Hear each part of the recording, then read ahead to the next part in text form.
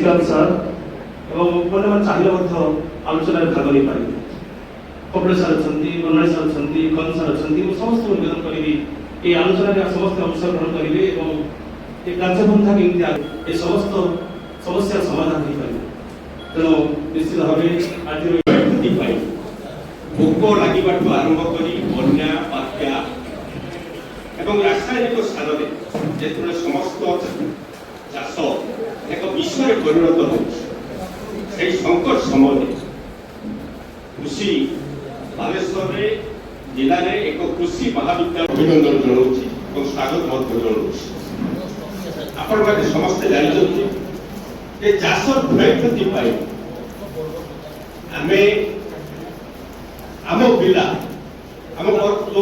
देखो बालेश्वर हूँ गोटे कृषि प्रधान अंचल बालेश्वर जिला गोटे समय ओडिशार हाथहांडी था एवं अधिकांश लोक 85% अधिक लोक कृषि पर निर्भर करते किंतु दुर्भाग्यर विषय है बालेश्वर जिले में बा उत्तर ओडिशा रे कहबो बोले गोटे कृषि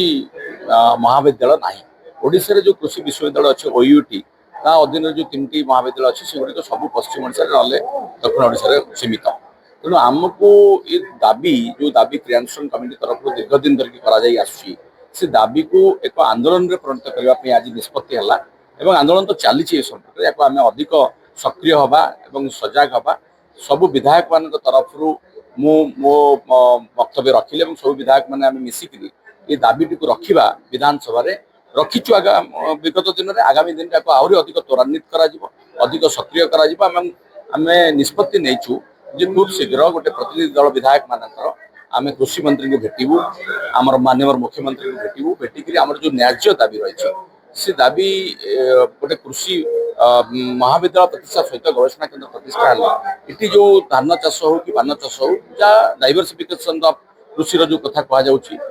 किमती युवक मान परवर्ती युवपीढ़ी को कृषि को फेरे अणाज से संपर्क में गवेषणा हवा दरकार वैज्ञानिक पद्धति चाष केमती सब कथा को साकार कर आम स्वप्न साकार हम से गोटे कृषि महाविद्यालय बालेश्वर जिले में प्रतिष्ठा हमार आवश्यकता रही से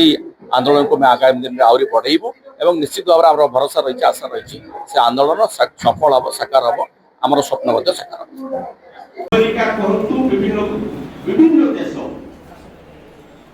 कैंसर पेसेंट भर्ती है विभिन्न जगार कैंसर एभली भाव व्यापिला कैंसर ट्रेन पंजाब में चलला आज से अवस्था आहरी उत्कट होम एवं गवेषणा आभिमुख्य बर्तन से अभाव आमको गवेषणा को प्लानिंग एवं से प्लानिंग निर्वाचित होते वर्तमान आप कृषि महाविद्यालय और गवेषणा केन्द्र स्थापन देखु आज जलेश्वर भंज कल्याण मंडप ठारे बालेश्वर कृषि महाविद्यालय एवं कृषि गवेषणा केन्द्र प्रतिष्ठा दाबी रे एक क्रियानुष्ठान गठन करा जाय आज एठी जो कार्यक्रम अनुष्ठित होइथिला निश्चिंत भाव कथा कहि बालेश्वर जिला एक कृषि प्रधान जिला एवं आम बालेश्वर जिले में 90% लोक ग्रामांचल बसवास करती ता भितर 67% लोक कृषि उपरे निर्भर करती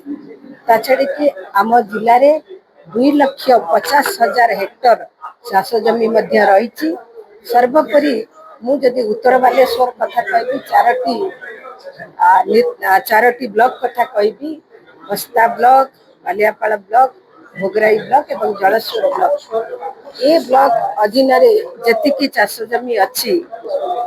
ये चाष जमी जमिति स्थिति से स्थिति होउची एଠିକାର जलवायु आर्द्र एवं गरम और सही जलवायु रे धान पान एवं बिरी मुग चीनाबादाम एमिति विभिन्न शस्य धान सहित मध्य उत्पादन होता है एवं एठिकार पिला माने आजिका दिन रे आपण देखुथुबे जो युवा समाज से माने चाष प्रति वितस्पृह होउचंती ମୁଁ ମଧ୍ୟ ଜଣେ ଚାଷୀ ଘରର ଝିଅ, ଚାଷୀ ଘରର ବୋହୂ। ମୁଁ ଜାଣିଛି ଏ ଅଞ୍ଚଳର ଗରିବ ଲୋକଟେ ପାଖରେ ମଧ୍ୟ ଗୋଟେ ମାଣ ଜମି ନିଶ୍ଚିନ୍ତ ଥିବ। ତା ସତ୍ତ୍ୱେ ମଧ୍ୟ ଚାଷ ପ୍ରତି ବିତସ୍ପୃହ ହେଉଛନ୍ତି। ଯଦି ଆମ ଜିଲ୍ଲାରେ ଗୋଟେ କୃଷି ମହାବିଦ୍ୟାଳୟ ବା କୃଷି ଗବେଷଣା କେନ୍ଦ୍ର ଯଦି ପ୍ରତିଷ୍ଠା ହେବ, ମୋତେ ଲାଗୁଛି ଆମ ଆସନ୍ତା ପିଢ଼ି ଯେଉଁ ଯୁବକ ମାନେ ଅଛନ୍ତି ସେମାନେ ଚାଷ ପ୍ରତି ଆଗ୍ରହ ପ୍ରକାଶ କରିବେ। ମୁଁ କ୍ରିୟାନୁଷ୍ଠାନ କମିଟି ଆଗରେ ନିଶ୍ଚିନ୍ତ ଭାବେ ଚିର ଉପକୃତ। ସେମାନେ ଏକଥାକୁ ଆଖି ଆଗରେ ରଖି ଆମ ଜିଲ୍ଲା ପାଇଁ ସ୍ୱର ଉତ୍ତୋଳନ କରିଛନ୍ତି। ଏ ସ୍ୱର ଗତ ଦିନରେ ମଧ୍ୟ ମୁଁ ବିଧାନସଭାରେ କୃଷି ବଜେଟ୍ ଆଲୋଚନାରେ ଭାଗ ନେବା ବେଳେ ମଧ୍ୟ ଉପସ୍ଥାପନ କରିଛି। ପ୍ରଶ୍ନ ଉତ୍ତର କାର୍ଯ୍ୟକ୍ରମରେ ମଧ୍ୟ ଉପସ୍ଥାପନ କରିଛି ଏବଂ ବିଭିନ୍ନ ସମୟରେ ଦାବି ମଧ୍ୟ ଉପସ୍ଥାପନ କରିଛି। ବାଲେଶ୍ୱର ଜିଲ୍ଲାରେ ଗୋଟିଏ କୃଷି ମହାବିଦ୍ୟାଳୟ ଏବଂ ଗୋଟିଏ କୃଷି ବିକାଶ କେନ୍ଦ୍ର ମଧ୍ୟ ହଉ ସେ ବାବଦରେ ମୁଁ ମଧ୍ୟ ସ୍ୱର ଉତ୍ତୋଳନ କରିଛି। ଆଜି ମଧ୍ୟ ମୁଁ ସମାନ କଥା ମୋର ବୟୋଜ୍ୟେଷ୍ଠ ମାନେ ଯେଉଁ ଆନ୍ଦୋଳନ କରୁଛନ୍ତି ବା କ୍ରିୟାନୁଷ୍ଠାନ ଗଠନ କରିଛନ୍ତି ତାଙ୍କୁ ମଧ୍ୟ ମୁଁ ସେଇ ପ୍ରତିଶ୍ରୁତି ଦେଲି। କାରଣ ନିଶ୍ଚିନ୍ତ ଭାବରେ ମୁଁ ସେମାନଙ୍କର ଆଶୀର୍ବାଦରୁ ଆଜି ବିଧାନସଭା ଭଳିଆ ପବିତ୍ର ଗୃହରେ ପହଞ୍ଚି ପାରିଛି। ତେଣୁ ସେମାନେ ଯେଉଁ ନିର୍ଦ୍ଦେଶ ଦେବେ, ଯାହା କରିବା ପାଇଁ କହିବେ, ସେମାନେ ଅଞ୍ଚଳର ବିକାଶ ପରିପ୍ରେକ୍ଷୀରେ ନିଶ୍ଚିନ୍ତ ଭାବରେ ସେମାନଙ୍କର ସାଥିରେ ରହିବି ଏବଂ ତାଙ୍କ ସହିତ ସ୍ୱର ମଧ୍ୟ ଉତ୍ତୋଳନ କରିବି। ଧନ୍ୟବାଦ। ସେ ହେଉଛି ବରଗଡ଼। ପରବର୍ତ୍ତୀ ସମୟରେ ବାଲେଶ୍ୱର ହେଇଛି। ଗୋଟିଏ ପଏଣ୍ଟ ଆପଣ ବୁଝିଯିବେ ଆଜ୍ଞା, ଖରା ଦିନରେ ଯୋଉଟାକୁ ଆମେ ଗ୍ରୀଷ୍ମ ଋତୁ କହୁଛୁ, ଗ୍ରୀଷ୍ମ ଋତୁରେ ସମଗ୍ର ରାଜ୍ୟରେ ପ୍ରାୟ ଆମର କ୍ଲିନିକାଲି ସମସ୍ୟା ତେଣୁ ସେଥିପାଇଁ ଆମକୁ ଏ ବିଷୟରେ କୃଷି ଠିକ୍ ଭାବରେ ଆମେ ଅର୍ଗାନାଇଜ କରିକି ରିସର୍ଚ୍ଚକୁ ଆମେ ନ ଆଣୁ ତାହେଲେ ପ୍ରତ୍ୟେକ ବ୍ଲକ ଲେଭେଲରେ ମେଡିକାଲ କଲେଜ କ୍ରିୟାନୁଷ୍ଠାନ କମିଟି ଜଳେଶ୍ୱର ସଭାପତି।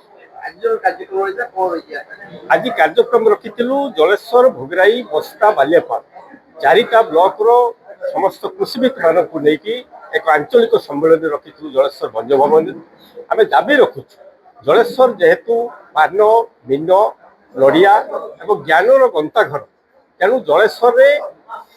ଏକ କୃଷି ମହାବିଦ୍ୟାଳୟ ଏବଂ ଗବେଷଣା କେନ୍ଦ୍ର ସ୍ଥାପନ ହଉ। କାରଣ 1962 ମସିହାରେ ଯାହା 3ଟି ମାନେ କୃଷି ମହାବିଦ୍ୟାଳୟ ସ୍ଥାପନ ହେଇଥିଲା,